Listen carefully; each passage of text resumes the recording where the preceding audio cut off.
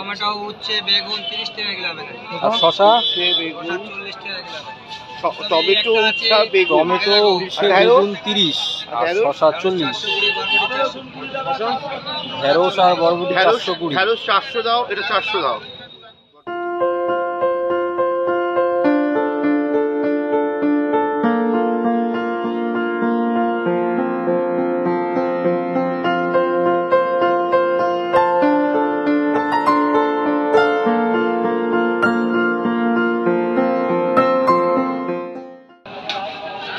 Tomato উচ্ছে বেগুন 30 টাকা কিলো হবে। আর শসা? বেগুন 40 টাকা কিলো হবে। টমেটো উচ্ছে বেগুন 30 আর শসা 40। ঢেঁড়স আর বরবটি 420। ঢেঁড়স 400 দাও, এটা 400 দাও। বরবটি কবি দু রকম আছে আমার। এক্ষুনি গরমের তৈরি কবি দেখো সেই রাখা আছে, দেখো ওই ভাবে। আর এটা পুরনো কবি। 500 করে দাও ওটা। ঢেঁড়স হবে না? আমি এটা বেশি দিয়ে দিলাম। আচ্ছা দাও। এটা ব্যাগ বার করো। আচ্ছা দাও।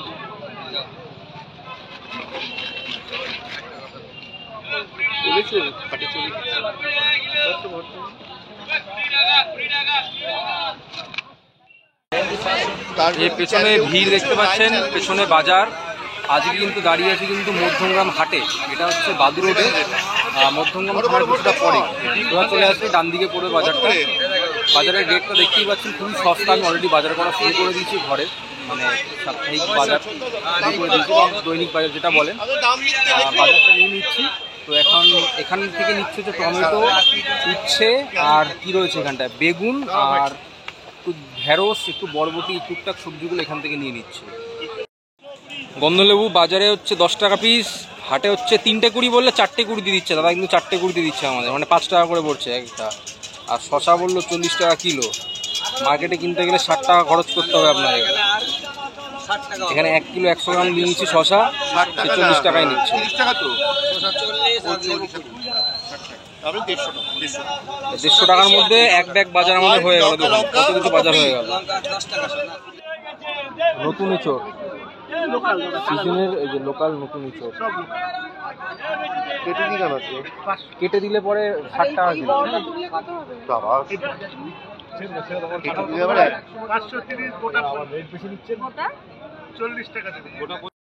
বেল কত করে দিয়েছো? ভালো হবে তো? বেল 10 টাকা পিস। লঙ্কা 420 টাকা। লঙ্কা 420 টাকা।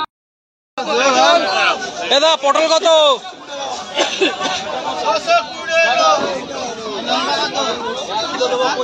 পটল কত করে দিচ্ছ? 500?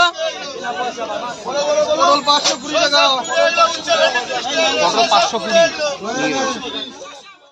কাঁচা আম 530, মানে 60 টাকা কিলো। বাজারে 60 টাকা কিলো। আপনি এমনি লোকাল বাজারে যাবেন নর্মাল কিনতে 100, 120 এরকম দাম। 521 গ্রাম। আলু কত? 3 কিলো দাও না আমায়, মিডিয়াম সাইজ। সবুজ আলু খালি দেবা না।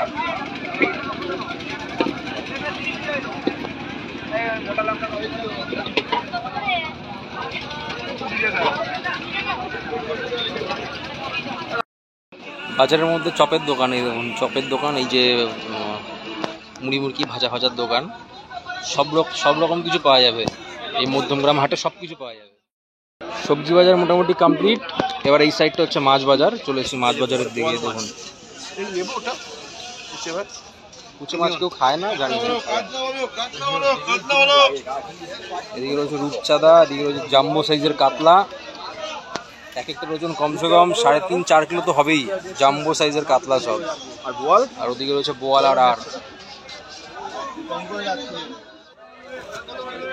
টানা হচ্ছে মাছ বাজার। টানা এই 3টে রো, টোটালটাই হচ্ছে মাছ বাজার। মাছ সব কিছু ধুয়ে ফেলেছি, মাছ ধুয়ে ভেজে ফেলেছি, সব মশলাগুলো বেটে ফেলেছি। একটা দাদা ছিল, সে আমাকে জাস্ট পেঁয়াজগুলো কেটে দিয়েছে।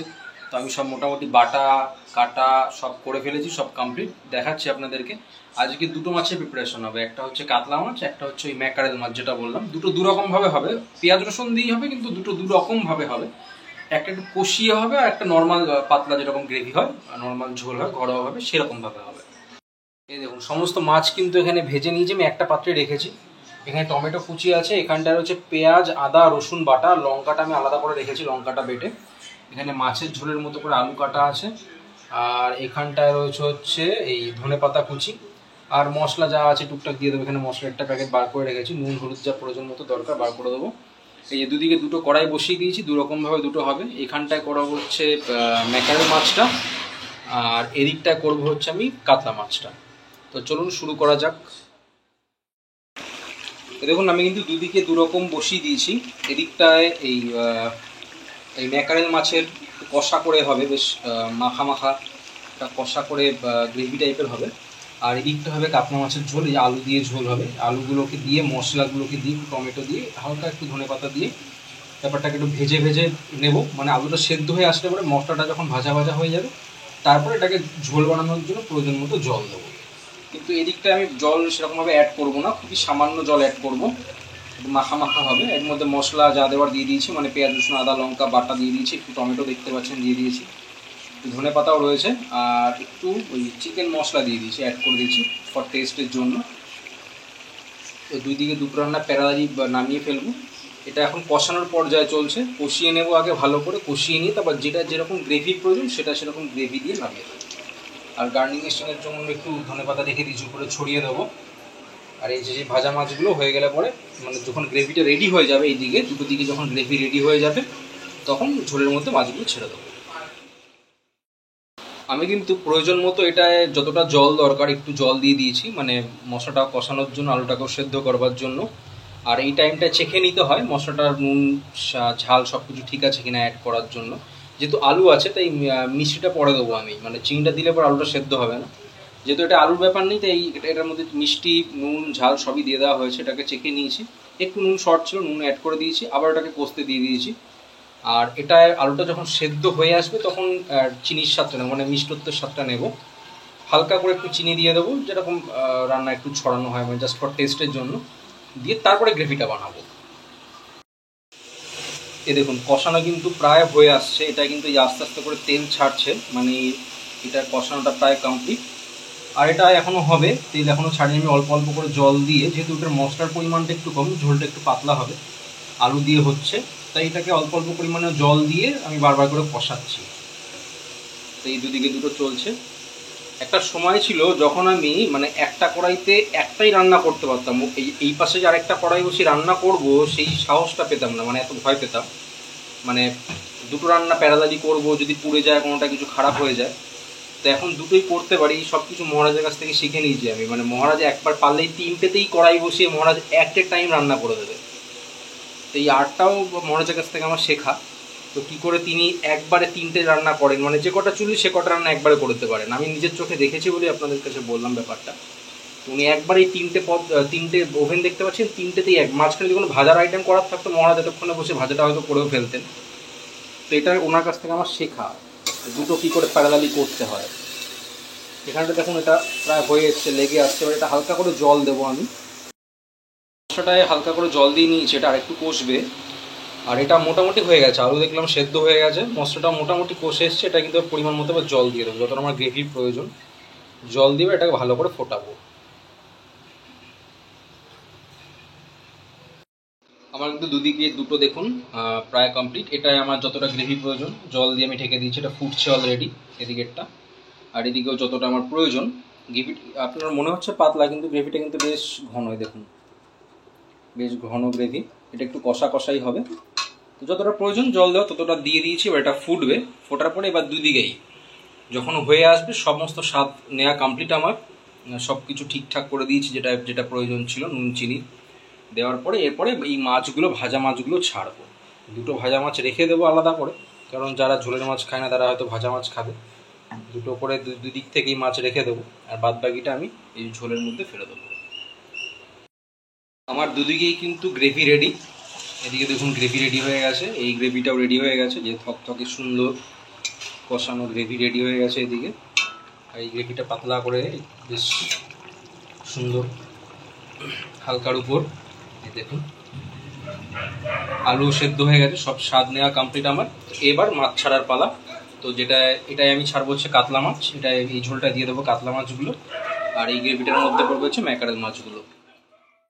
এই যে আমার দুটো পদ হয়ে গেছে, এদিকে এই মাছটাও নেমে গেছে, এই মাছটাও কমপ্লিট, দুটো ঝোল আমার কমপ্লিট হয়ে গেছে। এবার রাতের ডিনার সারবো, রাতের ডিনার সেরে তারপরে এডিটিংয়ে বসে যাবো আমি। তো আমার মাছের ঝোল কিন্তু দুটোই কমপ্লিট হয়ে গেছে, আজকে রাতের রান্না কমপ্লিট। তো এবার ডিনার করার পালা। রাত প্রায় 11:30 বেজে গেছে, অনেকটা রাত হয়ে গেছে, আজকে একটু দেরি হয়ে গেল মাছটা এনে রান্না করতে। তো দুটো পদই কমপ্লিট হয়ে গেছে, দুটো মাছের ঝোল দিয়ে ভাত আছে, ভাত দিয়ে বেশ সুন্দর করে ডিনার করে তারপরে বসে যাবো আমি আমার কাজে, একটু এডিট করে তারপরে শুয়ে পড়বো। তো আজকের ব্লগটা আমি এখানেই শেষ করছি। ততক্ষণের জন্য সবাই ভালো থাকবেন, সুস্থ থাকবেন, আর আমার এই তিন পুরুষের সংসার চ্যানেলটিকে সাবস্ক্রাইব এবং শেয়ার করতে কিন্তু ভুলবেন না। তো আজকে গুড নাইট, টাটা।